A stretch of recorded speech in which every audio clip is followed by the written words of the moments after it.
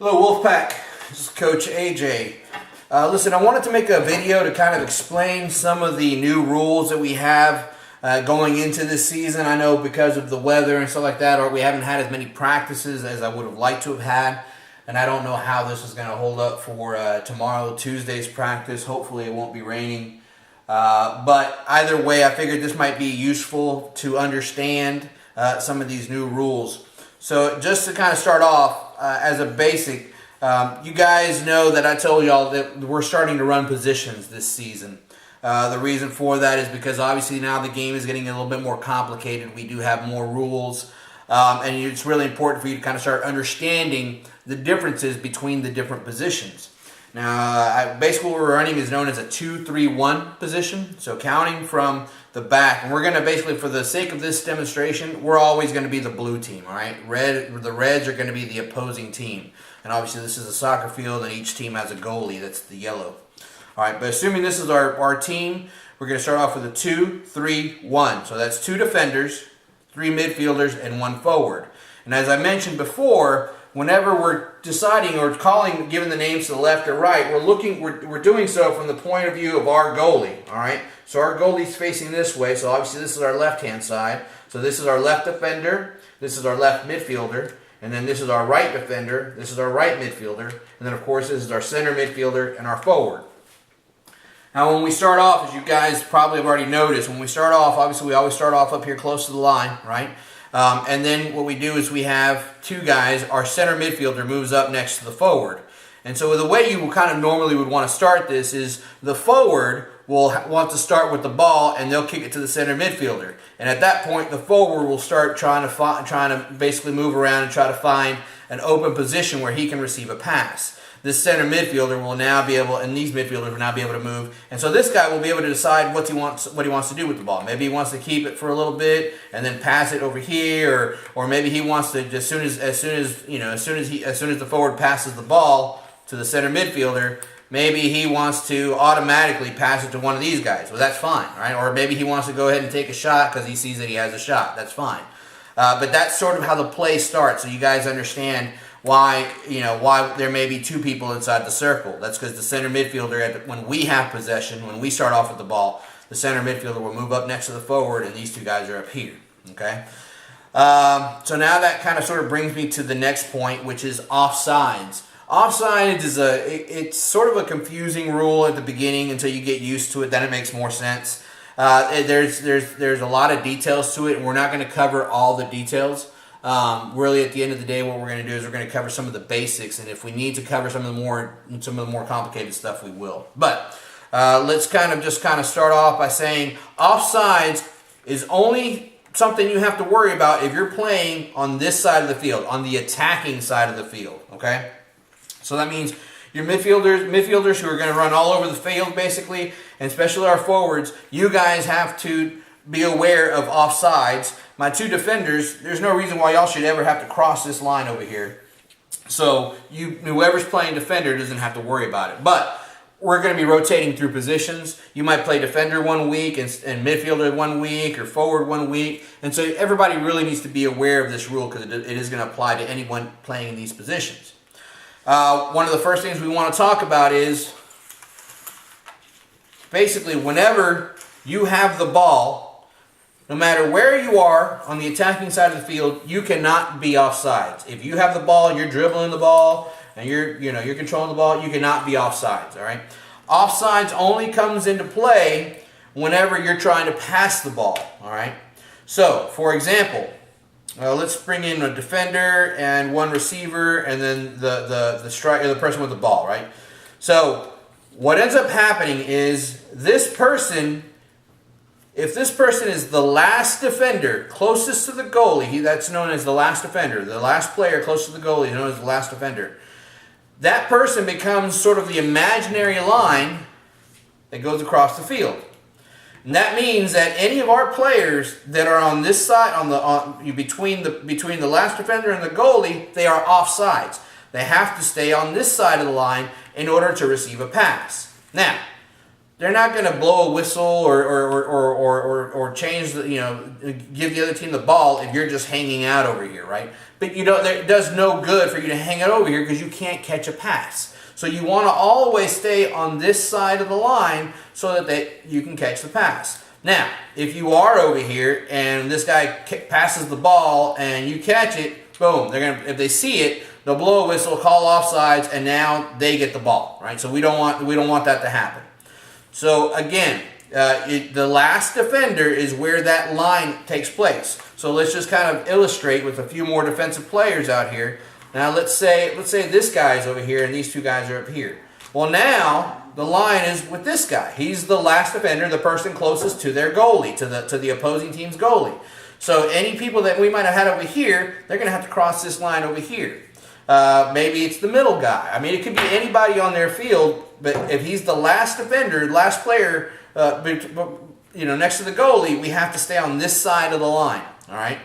And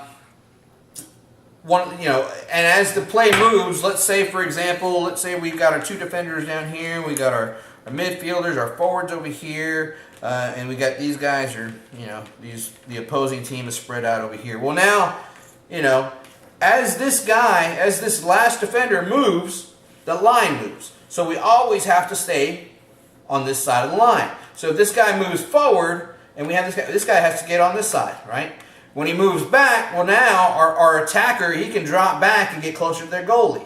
But if the last defender moves up, then our guy has to move up. Okay, he cannot be left behind. So that whoever's the furthest person, the person closest to the goalie, really has to pay attention to this last defender and make sure they don't end up on the wrong side of that imaginary line.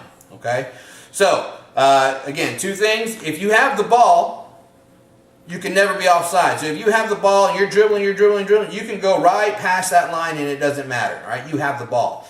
It's just you can't pass to somebody who's on the other side of that line.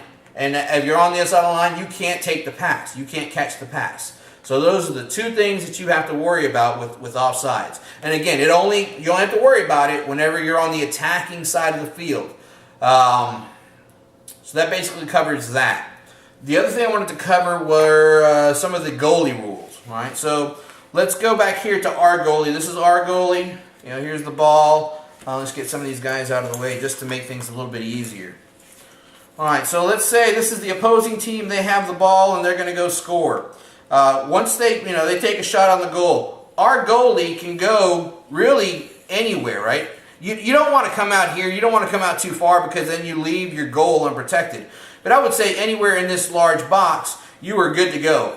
And if you go into this large box and the opposing team, the other guys, have kicked the ball, then you can pick it up with your hands. And at that point, you can throw it in like you do a sideline throw, you can do a one-hand throw, or you can set the ball down anywhere on this outer line and kick it, preferably to one of your own teammates, right? Or kick it all the way down the field, however you want to do it. But you can do it from this big line, all right? So you'll see there's a big box, and then there's a smaller box. And this is right here. This is sort of like the net. All right. I don't ever want to see a goalie standing inside the net because you can't do anything. You can't really move around. You want to be out here in this area. And maybe as they get closer, you drop back, right? If they're closer, or you come out and you grab the ball. Anyway, don't stand inside the net. Now, let's say the opposing team has the ball and they've kicked the ball and they missed the goal completely, and we didn't touch it. That's a goal kick. All right, so on the goal kick, that means that our goalie can now kick the ball. He can't throw it. On goal kicks, he can't throw it, but he can kick the ball anywhere from this smaller circle, all right, and kick it out to one of our teammates. He can't throw it. He can only throw it if the opposing team has taken a shot and he catches the ball somewhere out here. That's where he can do it. If the opposing team takes a shot and our goalie misses it and nobody touches it and it goes out, that's a goalie kick, and he has to kick from the smaller square. Can kick it only. Now, one small thing. If let's say this guy is these guys are going for the ball. All right, the ball is there. You got our guy here. This is their guy. He's coming, and our guy hits the ball and it goes over here into this goalie box. Our goalie cannot pick up that ball. He can only pick up the ball if the ball was kicked by the other team. if we kick our own ball towards our goal, he can only stop it with his feet, and he can only kick it back out. He cannot pick it up and throw it. Okay, so that's one of the things that we need to kind of be aware of. That shouldn't happen too often. Most of the time, if somebody's kicking the ball, it's going to be the opposing team, so you should be able to pick it up, and it shouldn't be an issue. Now, the last thing I want to cover are obviously when the ball crosses this line. Like I said, if the ball crosses that line because the opposing team kicked it, that's a goalie kick. But let's say we accidentally kick the ball out of the, past the goalie line. Or for example, what happens a lot is the opposing team will kick the ball, try to make a shot, and our guy will try to catch it. He touches it, but it bounces off his hands and it goes out of bounds. Well, then that is a corner kick because we have caused the ball to go out of bounds back behind us, not the other team. So when we were the last person to touch it, whether it's our goalie or any of our teammates, we're the last one to touch the ball before it crossed this goal line back here, then that turns into a corner kick for the other team. So now the team over there, from that team, gets to basically, they get to line up. And you guys have seen this before. They'll pull their players up probably close to ours. They'll probably leave a defender sort of back here. And then what they're trying to do is they're trying to make a goal, right? They're trying to kick it to one of their guys. This is where it's important for us to make sure that we are between the opposing player and our goal. In other words, we want to make sure that we're blocking any shot that they might have. If they get on this side of us, right, if they're all like here and we're back here, guess what? They can kick it and they have a free shot. So when you see that they're kind of getting ready to take a corner kick or they're approaching our goal, no matter what you're doing, whether it's on a corner kick or just play, always make sure that you're kind of between them and the goal so that it's harder for them to make a shot, all right?